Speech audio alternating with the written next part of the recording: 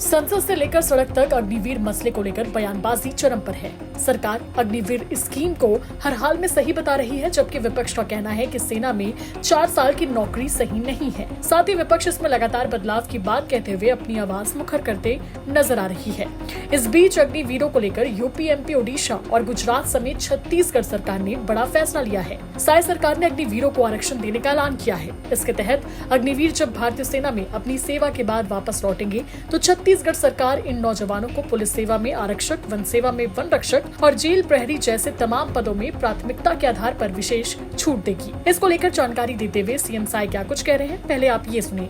अग्निवीरों को ये बताते हुए बड़ा हर्ष हो रहा है कि अब छत्तीसगढ़ में जितने भी अग्निवीर हैं उनके सेवा के पश्चात छत्तीसगढ़ सरकार उन्हें पुलिस आरक्षक, वन रक्षक, जेल प्रहरी इत्यादि पदों पर प्राथमिकता के आधार पर समावेशित करने की सुविधा देगी। इस उद्देश्य हेतु एक निश्चित आरक्षण की सुविधा हेतु विस्तृत दिशा निर्देश छत्तीसगढ़ की सरकार शीघ्र जारी करने जा रही है। वही सरकार के ऐलान के बाद एक बार फिर अग्निवीरों को लेकर विपक्ष ने सरकार को घेरने की कोशिश की है। खरसिया विधायक उमेश पटेल और पूर्व मंत्री शिव कुमार डहरिया ने सरकार को आड़े हाथों लिया। इस योजना को बंद करने की बात कहते हुए उन्होंने क्या कुछ कहा, ये भी सुनिए। नहीं, हम लोग तो हमारे पार्टी का एक स्टैंड रहा है कि अग्निवीर जो योजना है हम लोग उसके खिलाफ है। हम लोग सीधी भर्ती जो मिलिट्री में, जो आर्म फोर्सेस में जो भर्ती है पहले हुआ करती थी उसके पक्षधर हैं, लेकिन जो गारंटी केंद्र सरकार को अग्निवीरों के लिए लेने चाहिए, क्या वो अलग अलग मुख्यमंत्री लेने की बात कर रहे हैं? ये इससे युवा उल्टा मुझे लगता है दिग्भ्रमित होगा और 4 साल की नौकरी के बाद फिर वो स्टेट गवर्नमेंट के भरोसे क्या जिएगा, ऐसी कुछ पॉलिसी ये लोग ला रहे हैं।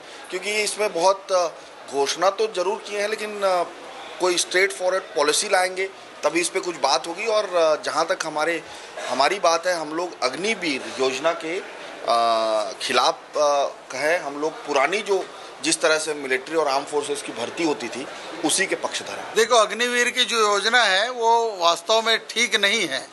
बाप नौकरी कर रहा है, बेटा 4 साल में रिटायर होकर बेरोजगार हो जाएगा, तो ये योजना को बंद करना चाहिए। और जो पहले की तरह जिस तरह से भर्ती होती थी उस तरह से भर्ती किया जाना चाहिए।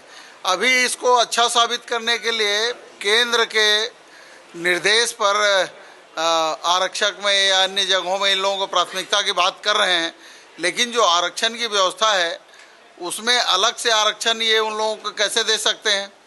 इस तरह का कोई प्रावधान ही नहीं है, ना कोई विधिक प्रावधान है। तो ये दिखावे के लिए इस तरह का काम कर रहे हैं भारतीय जनता पार्टी शासित राज्य, जो नहीं चलेगा। और अग्निवीर जो है योजना को ख़त्म करना चाहिए और जिस तरह से पहले भर्ती होती थी उसी तरह भर्ती किया जाना चाहिए। चलिए अब जानते हैं कि आखिर अग्निवीर योजना क्या है और ये क्यों चर्चा में है, जिसके चलते जमकर राजनीति हो रही है। दरअसल अग्निवीर योजना के तहत आर्मी, नेवी और एयरफोर्स में जवानों की भर्तियां होंगी। इनका रैंक मौजूदा रैंक से अलग होगा और ये अग्निवीर कहलाएंगे।